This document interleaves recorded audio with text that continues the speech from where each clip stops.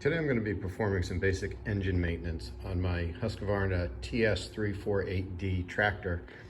This tractor has a 2-cylinder Kohler 7000 series engine. As you can see, 24 horsepower. So it will take 2 spark plugs and about 2 quarts of oil. We're going to be replacing the fuel filter and the oil filter, as well as changing the oil today. First thing that we're going to do, run the engine for a little bit to warm it up. These are the tools I anticipate I'm going to use here. I've got obviously a pan to collect the oil, a funnel, a rag, some gloves.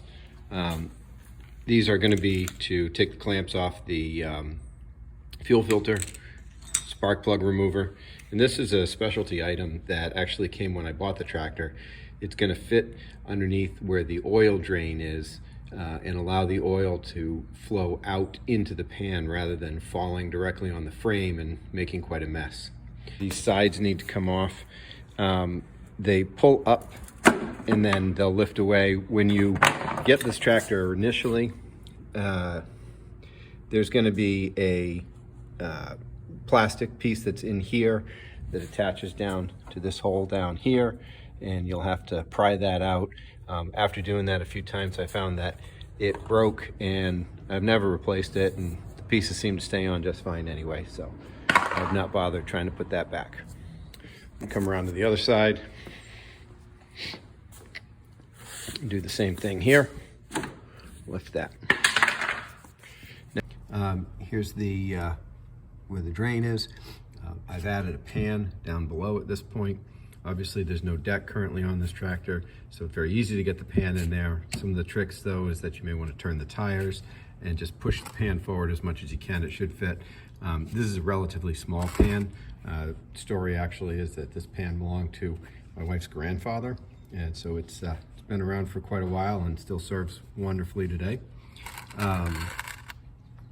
So I'm going to go ahead and show you what it's going to look like with the tube added. And now obviously that oil, as it flows out, will go into the chute and right on down into the pan. But I can't put that in there yet until I go ahead and get the valve open. So I've opened the cap. I find it easier to use a pair of pliers to actually grab that, and you're going to pull it out and twist it. And as you do, oops, that's actually pretty loose in there. So I've got to be careful as I do this. I don't want to take it out altogether. And the reason I can see it's moving is because the valve in the back. There we go. And slide this guy in. Oops. And when I pushed that in, I closed it again. So I'm going to reach back in there and slide it forward to open it up again. There we go. And now the oil's flowing right into the pan. So while this is draining, I'm going to go ahead and pop the dipstick out as well. Just helps with that process along a little bit. Okay, that's still draining on the other side. You can hear that in the background. So I'm going to go ahead and move on to the spark plugs. This is the one on the other side of the engine that still has the filters. And I've already just pulled the boot off. It's just a simple matter of popping it out of there. If it's really tight for some reason, you can use a screwdriver, but you just want to be very careful that you don't damage anything, so be gentle as you do that.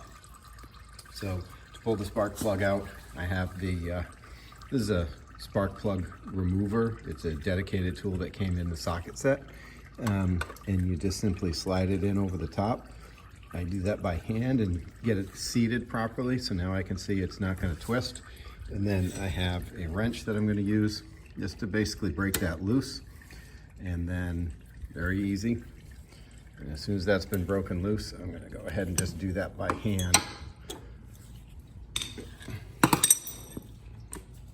Sorry about that. And we'll twist that back out of there. These are funny because you just kind of want to be careful with them. They'll come out pretty easily, but you just keep things nice and straight and they move right along. So I've got the replacement plug right here, and I'm going to put that in. I'm going to try it by hand first, just completely. The trick with these is that you always want to make sure that you don't cross thread it, which basically means that the threads don't align properly. And if that's the case, it makes a real mess. You know if you didn't, if you'll notice it just kind of went in real easy and I was able to keep twisting. If it crossed threads, you'll feel that pretty early in the process. And I'm gonna go ahead and just give it a quick snug. This is not gonna need much. And to really do that properly, you can get yourself a torque wrench, but I have had pretty good luck with just kind of doing it by feel over the years. And so there's one of the spark plugs. The other one's gonna look exactly the same, but right on the other side of the engine. All right, time for the fuel filter. One thing you'll notice on the fuel filter is that there is an arrow that points in the direction you want the fuel to flow. I know that's a little bit hard to see in the sunshine, but basically on this particular one, it's pointing in that direction.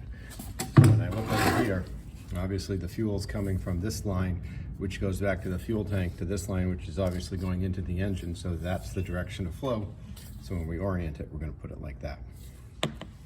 Now, to do this, what we do is we use some pliers like this, and we're going to take the clamps off. I usually like to do the top side first, and they literally just squeeze together like this, and then they'll slide up, and then the same thing on the other side. This is going to be a two-hand job, so I'm going to put the camera down so I can do that. These things tend to be a little bit tight as well, so when you go to get the line off itself, it can be a little bit messy. If you haven't noticed, I do have a pair of gloves on at this point. Definitely recommend having gloves if you can. And I've also brought in an empty gas can that I'm going to position right down here so that as I do this, I can, any excess fuel that comes out, I can direct right into the gas can. So I just want to pause for a minute here and show you a little bit of this process. So I've taken both of the clamps down, and you can see I actually got a little bit of seepage going on right now. These are called barbed fittings, and so as you can see, there's that little round spot right in the middle that sticks out, and it just kind of catches on the tubing. So it's a process of wiggling and pulling all at the same time that helps to get that out. So I'm going to pause this again and get back to that, and I will show you what it looks like with those out. Okay, so I'm one-handed here. You can see if I release that, the gas is going to start flowing immediately because the tank is higher than where this is right now, but the filter's out, so I'm going to go ahead and just pop in the new one. Okay, new filter's in. I'll put the clamps back, and the old filter is down here, draining out. Made a little bit of mess on the garage floor, as expected, but not too bad all in all. That'll finish draining, and then any excess gas I can just put right back in. So again, to put those back, basic repeat the process you had before. So we will just grab them. These pliers that I have are convenient because they've got a nice bend to them, and you just slide it right back in. So to do the oil filter, I'm going to need the pan. It's going to have to be available to slide over to the other side. So that means I'm going to finish up with this right now. Just dump that little bit of oil in.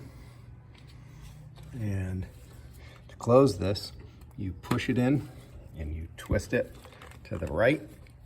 And I know you can't see me doing that, but I twisted it over to the right. There's a little groove in here. You can just see.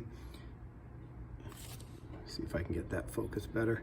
And yeah, that's where the pin slides in the yellow housing and opens and locks it in place. Go ahead and attack the air filter. So this has these two clips up on top. We open those up, and this lifts right off, exposing the air filter, which you can see is pretty darn dirty. So it will just literally pull right up. The only thing, again, be careful of is that you don't want to let any dirt and gunk get into that hole. So I'm gonna come back and actually grab a little vacuum after I clean this up a little bit and make sure that's nice and clean. And I will show you what to do with the new air filter to get it in. Okay, so here's the new air filter. There's this foam piece and then the air filter part itself. The foam is going to fit around this. Before we add the foam though, one thing that is generally recommended is that you put a little bit of oil into it so that it becomes a little bit more absorbent and helps filter out the smaller particles that could potentially get through there. Okay, here we are. So I've got that back on. Fits around nicely, and it will literally just slip right over the top again. And there's no front and back. It just goes on there. Press it down, make sure it's nice and snug, and then you can replace the cover. So that will just fit in.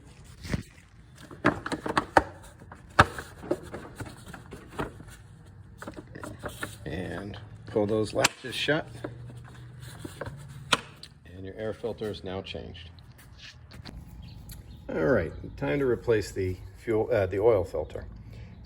The recommendation is, according to the side of the oil filter itself, I know it's hard to read there, it suggests that you pre-fill this. I don't typically, I'm actually going to try it this time, but I'm concerned it's going to make a real mess. So we'll see how that goes. The other thing that you do want to do though is you want to take a little bit of oil and rub it on the seal. And anytime you're doing this, just use the fresh oil, don't use the old oil. Just take some from the oil that you're going to be putting into it. So again, I'll go ahead and do that and see what it looks like. To get this back on, you can see there are some threads inside there, and obviously those match the threads right here on the side of the machine. So when you go to put it in, you're just going to thread it in. Again, I recommend doing it by hand. It does not need to be so tight that you need a wrench to put it on. Just good strong hand tighten should be just fine. All right, so I've got it pre-filled. I didn't fill it as all the way, but probably about halfway. I know I'm going to spill some, but I figure I'll let you watch me and see how I do here. So I'm going to tip it in and try to get it on there as quick as I can, and just give her a spin. That wasn't too bad, actually. Now, as I mentioned, just hand tighten. It should be just fine. And we are really done at this point with everything except perhaps the most important point, which is we got to add new oil, which is done here at the drain pipe, at the dipstick tube. So I'm going to go ahead and add myself a filter, make it a little bit easier, funnel rather, to make it a little easier, and start pouring in my oil. I expect this is going to take 2 quarts. Just let that go down a little.